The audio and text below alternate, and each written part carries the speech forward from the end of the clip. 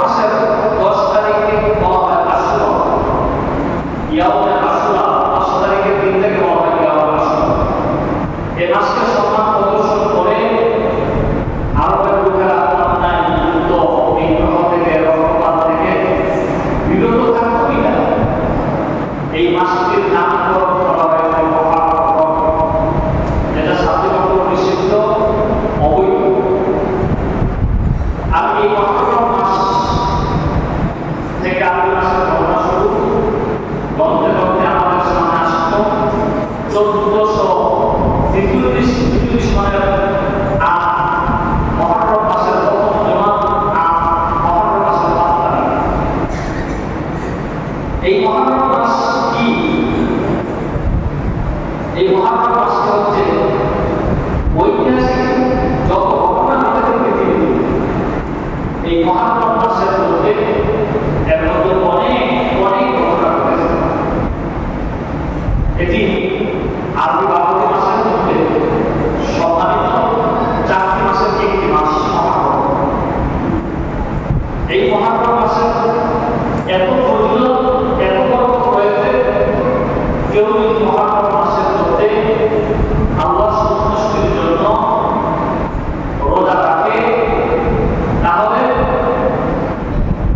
অতীতের 1 বছর এবং সামনের 1 বছর, এর 1 বছর সামনের 1 বছর, 2 বছরের ফজিলতগুলো গুরু মহারম মাসের আশ্রয় মাসের কারণে, মহারমের কারণে আল্লাহ মহা ব্যবস্থা করে বলি সুবহানাল্লাহ। এটা এই মাসটি বছরের একটি প্রথম মাস, আরবি মাসের প্রথম মাস মহারম মাস, যেমন বাংলা মাসের প্রথম মাস বৈশাখ মাস, ইংরেজি মাসের প্রথম মাস জানুয়ারি মাস। ইমানদার মুমিনের জন্য গুরুত্বপূর্ণ একটি মাস, সব মুমিনের শিক্ষার জানার মাস। আরবি মাসের প্রথম মাস মহারম মাস। এই মহারম মাসের আল্লাহ সুবহানাহু ওয়া তাআলা অনেকভাবে তার বরকত গ্রহণ রেখেছেন। আল্লাহ নবী সাল্লাল্লাহু আলাইহি ওয়াসাল্লাম তিনি বলেন যে এই মাসে রোজা রাখবে, সাহাবায়ে কেরাম এই মাসে বরকত সম্মান করতেন, গুরুত্ব দিতেন। সেই মাসটি হলো আল্লাহ রাব্বুল প্রিয় মাস, আল্লাহ রাব্বুল আলামিনের কাছে প্রিয় মাস। সেই মাসটি হলো মহারম মাস, যেটা আল্লাহ সাল্লাল্লাহু আলাইহি ওয়াসাল্লাম অত্যন্ত গুরুত্ব দিতেন। সাহাবায়ে কেরাম রাসূল আকরাম আপনাদের কাছে শুনে শুনে সাহাবায়ে কেরাম এই মাসের গুরুত্ব বেশি দিতেন। এই কথাগুলো, এই মাসের গুরুত্ব সম্পর্কে কথাগুলো হাদিস শরীফে আসে।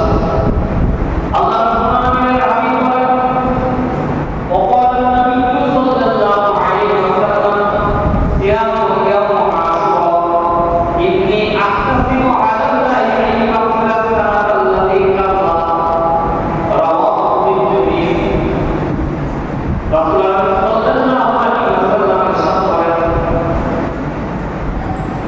যে ব্যক্তি সিয়াম আশুরা, আশুরার দিনে রোজা রাখবে, ইন্নী আহতাসিবু আলা আল্লাহি আন ইয়াগফিরা সানাতাল্লাতি কাবলা, আল্লাহ রাব্বুল আলামিন তার সামনের যে দিনগুলো চলে গিয়েছে, ওই পিছনের 1 বছরের গুনাহগুলো আল্লাহ এই রোজার বদলে ক্ষমার ব্যবস্থা করে দিবেন। সুবহানাল্লাহ। মানে যেই দিন আমাদের থেকে চলে গেছে, এই দিনে 1 বছরের ফজিলত গুনাহগুলো এই আশুরা রোজার উপলক্ষে আল্লাহ ক্ষমার ব্যবস্থা করে দিবেন। শুধু তাই নয়, এই আশুরার এত ফজিলত আল্লাহ বলেন, মান ওয়াত্তাআ আলা ইয়ালিহি ওয়া আহলিহি ইয়াওমা আশুরা ওয়াত্তাআ আল্লাহু আলাইহি তাআলা সানাতিহি। যে ব্যক্তি আশুরার দিন, মহরমের 10 তারিখের দিন, যে ব্যক্তি তার পরিবার পরিজনদেরকে নিয়ে ভালো খাদ্য ব্যবস্থা করবে, আল্লাহ রাব্বুল আলামিন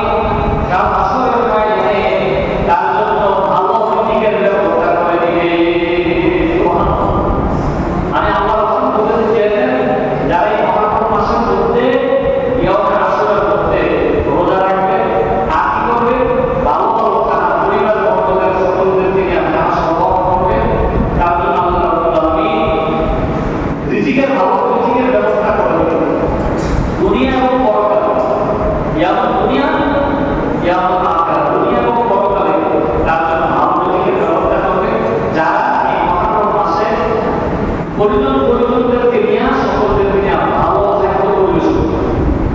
তাহলে এই হাদিসটার দ্বারা আপনার অত্যন্ত গুরুত্বপূর্ণ ধরে আসলে আমরা অনেকে মনে করি যে হাসান এবং হুসাইনের যে ঘটনা কারবালার ময়দানে এই শাহাদাতের এই ঘটনাকে আমরা মনে করি এটাই যে আসলে শেষ না,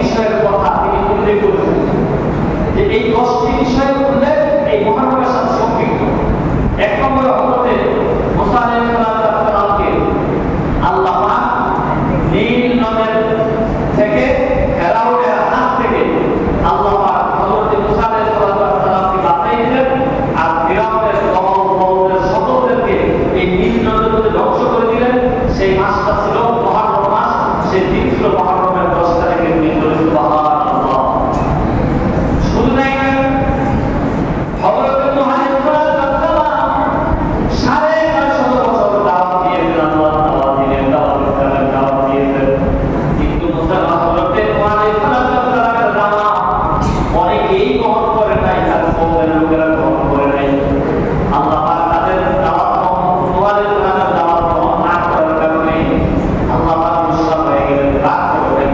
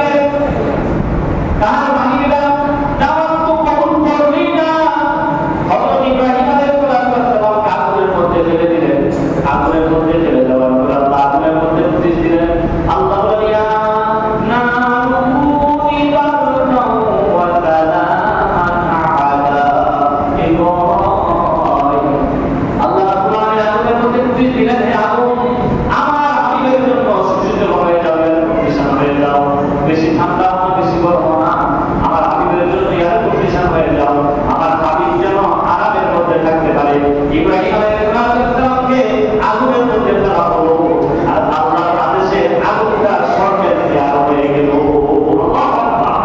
হযরত ইব্রাহিম আলাইহিস সালাম আগুনের মধ্যে খিলখিল খিলখিল করে আগুনটা আসছে।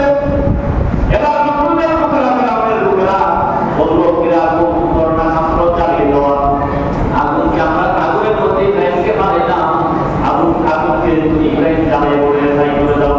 এবার আগুন থেকে বদমাশ হলে ফিরাউন এই নমরুদের লোকেরা তোমরা দেখে রাখো, আমি আমার আল্লাহর কথা শুনবো না, তোমাদের কথা শুনবো। আমার আল্লাহ ওয়াদা করেছেন আমি যেন আল্লাহর নবী ইব্রাহিমের জন্য যেন শোষিত হয়ে যায়। হযরত ইব্রাহিম পয়গম্বরকে বারবার পরীক্ষা করেছেন, সব পরীক্ষা পাস হয়ে যায়। আর আগুনের ফেলার পরে ইব্রাহিম আলাইহিস সালাম আল্লাহর সাহায্য চেয়েছিলেন। আল্লাহর সাহায্য চাওয়ার পরে তিনি পাস করে দিলেন। আল্লাহকে দেখা দরখাস্ত করছিলেন। হযরত ইব্রাহিম আলাইহিস সালাম আল্লাহর কাছে দরখাস্ত করেছিলেন, আল্লাহ পৃথিবীর মানুষ যখন সন্তান যখন বিপদ করে মা বাবা তার পাশে এসে তাকে বাঁচাবার জন্য চায়, কিন্তু আজকে আমি এমন বিপদে পড়েছি, আমার মা আমার বাবা পর্যন্ত আমার বিরুদ্ধাচরণ করতেছে, আমাকে আগুনে মেরে শাস্তি দেওয়ার চেষ্টা করতেছে।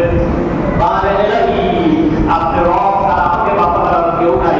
এবার যখন দরখাস্ত করলেন, আল্লাহ রাব্বুল আলামিন কোরআনের মধ্যে সাথে সাথে নোটিশ করে দিলেন, কুরনায়া নারুকুনি বারদাও ওয়া সালামান আলা ইব্রাহিম। আল্লাহ রাব্বুল আলামিন ইব্রাহিমের জন্য আগুনকে শীতল করে দিলেন। বলে আল্লাহু আকবার।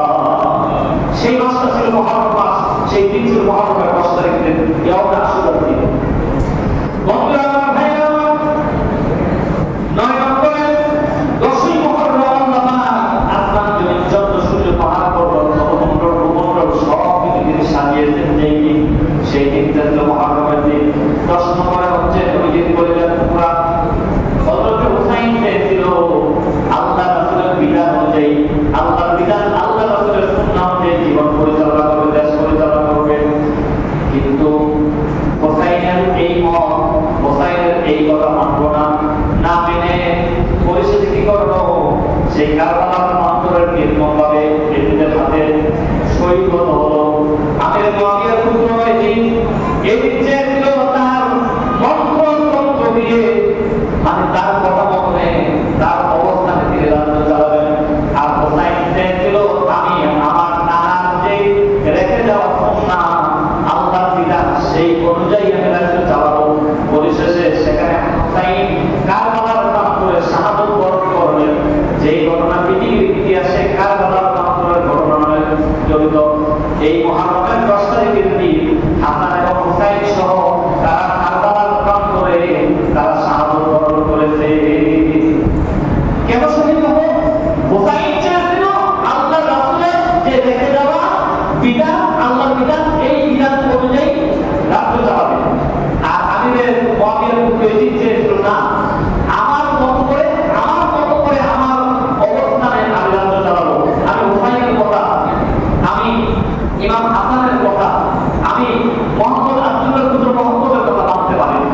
পরিশেষে তারা বলবো জীবন দিব, শীত দিব, কিন্তু আমির মুআবিয়া পুত্র এজিদ তুমি জেনে রাখো তোমার কাছে কখনো আমরা বাঁচানো করবো না। পরিশেষে তারা জীবন দিতে প্রস্তুত হলো। তাদের ব্যাপারে আল্লাহ রাব্বুল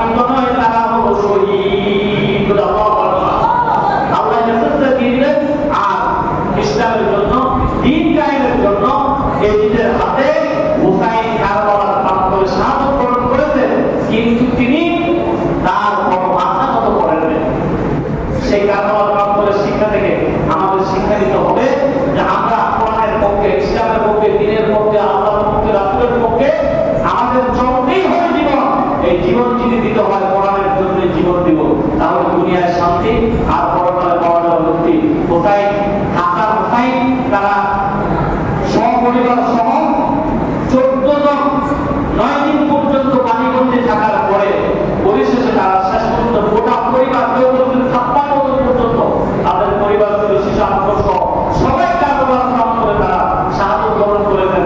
তারপরেও এটি সৈন্যদের হাতে মাথা নত করেন। সেই ইতিহাস আমাদেরকে স্মরণ করে দিচ্ছে। এই জন্য কবি কত সুন্দর করে বলেছেন,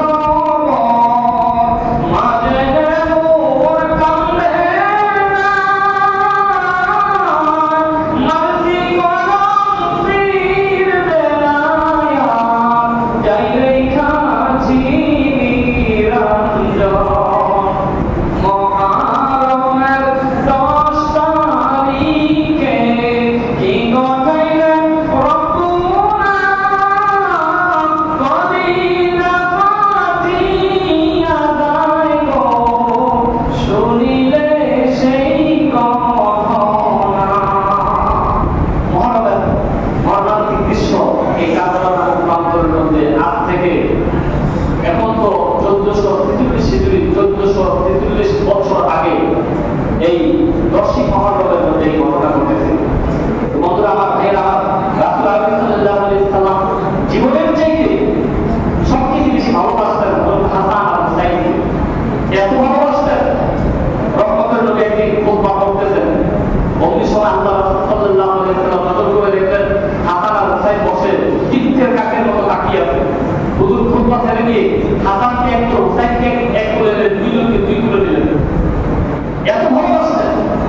হুসাইন দেখে বললেন, হুসাইন বলো দেখি না তুমি বড় না আমি বড়? বয়স যখন 7-8 থেকে 9 বছর বয়স, হুসাইন বললেন না বলো দেখি তুমি বড় না আমি বড়? হুসাইন বললেন না আমি বড়। রহমতের নবী আশ্চর্য হয়ে গেলেন যে হুসাইন তুমি কি বলছো, তুমি কিভাবে বড় হও? এবার হুসাইন বললেন না বলেন তো দেখি আপনার পিতার নাম কি? বললেন আমার পিতার নাম আব্দুল্লাহ। বললেন আপনার পিতাকে কয়জনে চিনে? আব্দুল্লাহকে। আপনি আমার বাবাকে চিনেন? আপনি আমার বাবাকে চিনেন? আমার বাবা তো হলেন তিনি যার ব্যাপারে আপনি বলেছিলেন আসাদুল্লাহিল গালিব, কাফেরদের প্রতি বিজয়ী নির্বাক মোহাম্মদ আলী। আমার বাবা হল হযরত আলী রাদিয়াল্লাহু। আপনি আমার বাবার মতো একটা বাবা পেয়েছেন? রাসূল আশ্চর্য হয়ে গেলেন, ছোট্ট বছরের আমার নাম কি বলে? এবার আবার জিজ্ঞাসা করে না এবার বলেন তো দেখি আপনার মার নাম কি? বললেন আমার মার নাম আমেনা। হুসাইন বললেন আপনার মাকে কয়জনে চিনে? আপনি আমার মাকে চিনেন? আপনি কি আমার মার মতো একটা মা পেয়েছেন? আমার মা হলো সাইয়্যিদাতুন নিসা, জান্নাতের মহিলাদের মধ্যে সর্দার, হযরত ফাতিমা পুত্রহারা। আমার মার মতো কি আপনি একটা মা পেয়েছেন? রহমতের নবী আশ্চর্য হয়ে গেলেন। হযরত হুসাইন বললেন না আরো কিছু বলবো নাকি? বললেন বলো দেখি। বললেন না আপনার নানার নাম কি? বললেন আমার নানার নাম আব্দুল ওহাব। হুসাইন বললেন না আপনার নানার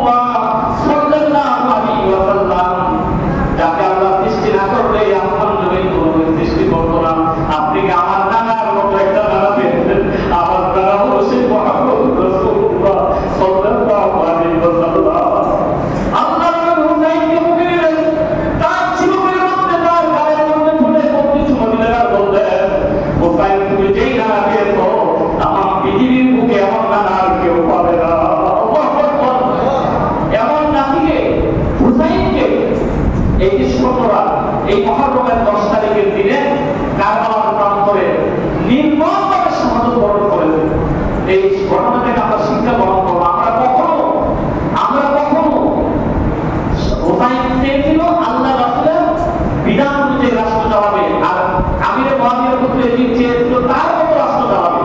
কিন্তু সে কখনো মাথা নত করে নাই যে আমি শির দেব, কিন্তু আমি মাথা নত করবো না, আমার জীবন দেব, আমি কখনো মাথা নত করবো না। এখান থেকে আমাদের শিক্ষা নিতে হবে, আমাদেরকে ভালো কাজের সহযোগিতা করতেই হবে, মন্দ কাজের আমাদেরকে মন্দ কাজ থেকে বেঁচে থাকতে হবে। আমরুল মারুফ ওয়া নাহয়ি আনিল মুনকার, ভালো কাজের আদেশ, মন্দ কাজের নিষেধ আমাদেরকে করতে হবে। এখন আপনাদের সাথে 2 মিনিটের মধ্যে কথা বলবো এই আশুরার কি শিক্ষা, এই মহানবের কি শিক্ষা। আশুরার শিক্ষা হলো বিজয় বা সফলতা যখন আসবে মোমেনরা চিন্তায় করে আল্লাহ তাদের প্রশংসা করবে। এখন দেখা যায় যদি সফলতা লাভ করে বা ভালো একটা করতে পারে, সেখানে ভোর রাত্রে একা সাজা দিয়ে এই সংসারকে উজ্জীবিত করে না। আপনি রাসূল বলেছেন তোমরা যখন বিজয় লাভ করবে, সফল হবে, মোমেনদের নিয়ম হলো তারা কি করবে, বেশি বেশি করে চিন্তা আল্লাহর প্রশংসা করবে। 2 নম্বরে বিজয় আসবে, রোজা রাখবে। যখন বিজয়ের মালা পড়বে, বিজয় পাবে, সফলতা পাবে, তখন কি করবে, মোমেনরা রোজা রাখবে। 3 নম্বর হলো ইমানি পরীক্ষা যখন আসবে, ইমানি পরীক্ষায় মাহরুম হওয়া যাবে না, হতাশ হওয়া যাবে না, ভেঙে পড়া যাবে না, বিশ্বাস রাখতে হবে একমাত্র ইনিল হুকমু ইল্লা লিল্লাহ, আল্লাহর হুকুম লাগলো, দৃষ্টিদার একজন নেতা, সে আল্লাহর উপর ভরসা রাখতে হবে। 4 নম্বর হলো জালেমের জুলুম যখন আসে ভয় করা যাবে না। জালেমের জুলুম আসবে, কিন্তু জানতে হবে জালেমের জুলুম মাত্র কয়েকদিন, কয়েক ঘন্টা, তারপরেই এই জুলুমের পরে ওপারে গিয়ে আমার জন্য আপনি সরাসরি জান্নাত, আল্লাহ জান্নাতের দরজা খোলা আছে। এই জন্য মোমেন কখনো ভেঙে পড়ে না, মোমেন কখনো আল্লাহ ছাড়া কাউকে ভয় করে না। 5 নম্বর হলো মোমেন যখন সফলতা আসবে, তখন রোজার ক্ষেত্রে ইয়াহুদি এবং নাসারা যারা আছে তাদের বিরুদ্ধে আচরণ করবে। যেটা আমি হাদিস শরীফ থেকে বলছিলাম, রাসূল সাল্লাল্লাহু আলাইহি ওয়াসাল্লাম বলেছেন তোমরা কি করো, ইয়াহুদি এবং নাসারাদের বিরুদ্ধে আচরণ করো। তারা 10 তারিখে মুসা আলাইহিস সালামের ঘটনাকে কেন্দ্র করে তার শুকরিয়া আদান, তার 10 তারিখে রোজা রাখে। তোমরা কি করো, 10 তারিখে রোজা রাখো, 9 তারিখে রোজা রাখো, অথবা 10 তারিখে রোজা রাখো, 11 তারিখে রোজা রাখো। তো যারা পারেন 2টা রোজা রাখবেন, ইহুদি এবং নাসারাদের বিরুদ্ধে আচরণ করবেন। এবার আজকে 5 তারিখ, 9 তারিখ হইতেছে মঙ্গলবার, আর 10 তারিখ হইতেছে বুধবার। যারা পারেন এই 2টা রোজা রাখবেন, নফল রোজার মধ্যে গুরুত্বপূর্ণ রোজা, এই 2টা রোজা যারা রাখতে পারেন এই রোজাগুলো রাখবেন আগামী মঙ্গলবার এবং বুধবার, অথবা বুধবার এবং বৃহস্পতিবার। এই 2টা রোজা যারা পারেন রাখবেন, বিশেষ করে আমার মা বোনরা রোজা রাখতে পারেন তাদেরকে বলে দিবেন। আর আমরা ইনশাআল্লাহ বুধবার রাত্রে ইশার নামাজের পরে একটু জিজ্ঞাসা করবো, সংক্ষিপ্ত কিছু বয়ান হবে। আপনারা ইনশাআল্লাহ বুধবারে দিন যাওয়ার পর রাত্র, এই রাত্রের মধ্যে আমরা ইনশাআল্লাহ আমাদের জিজ্ঞাসা হবে, আসলে সংখ্যা কিছু আলোচনা হবে। আপনাদেরকে ইনশাআল্লাহ দাওয়াত দিলাম, সে রাত্রে আপনারা উপস্থিত হবেন। মায়া হবে, মহব্বত হবে, আবদা বিল্লাহ আহসানু বিল্লাহ, একমাত্র আল্লাহর সন্তুষ্টির জন্য আমরা সম্পর্ক এবং হুসাইন হাসাইন আল্লাহ রাসূল সাল্লাল্লাহু আলাইহি ওয়াসাল্লাম ভালোবাসেন, তাদের ভালোবাসা আমরা শিখবো, জানবো, আলোচনা করবো। কিন্তু এই রাত্রের মধ্যে অনেক মানুষের আবার উল্টা পাল্টা করে, হায় হোসাইন হায় হোসাইন করে রক্ত ঝরায়, এগুলো নিষেধ, এগুলো হলো নিষেধ, এগুলো হারাম। যে হোসাইন হোসাইন করে তারা শরীরের মধ্যে আঘাত করে, রক্ত ঝরায়, এই করে সেই করে, আতশবাজি করে, অনেক কিছু করে, এগুলো সম্পূর্ণ নিষেধ ইসলামের মধ্যে। তাদের জীবনী সম্পর্কে বা মানব সম্পর্কে জানা, বোঝা, আলোচনা করা, সমালোচনা করা বা বোঝা, পর্যালোচনা করা, এগুলো জায়েজ আছে। কিন্তু এগুলো যে বোমাবাজি বা এটার সাথে করা, রক্ত ঝরানো, এগুলো কখনো ইসলামে এসে সমর্থন আপনার জায়েজ মনে করেন। এগুলো কখনো আমরা আশুরা উপলক্ষে যে যতটুকু পারি আমরা এই দিন দান সৎকার করবো, এই দিন রোজা রাখবো। বিশেষ গুরুত্বের দিনটা হচ্ছে 9 তারিখের দিন, আগামী বুধবার দিন। এই দিন যারা চোখে শুরু না দেয়, একটি হাদিসে জয়ীফ হাদিসের মধ্যে আসছে 1 বছর চোখের ব্যথা আল্লাহ পাক লাঘব করে দিন। এই দিন যারা রোজাদার ইফতার করায় 1 বছর ইফতার করার সমস্ত সওয়াব, এভাবে জয়ীফ হাদিস আছে, এর গুরুত্ব বোঝাতে যারা পারেন এই দিন দান সৎকার বেশি বেশি করবেন। আর মহানবের 10 তারিখের দিন ভালো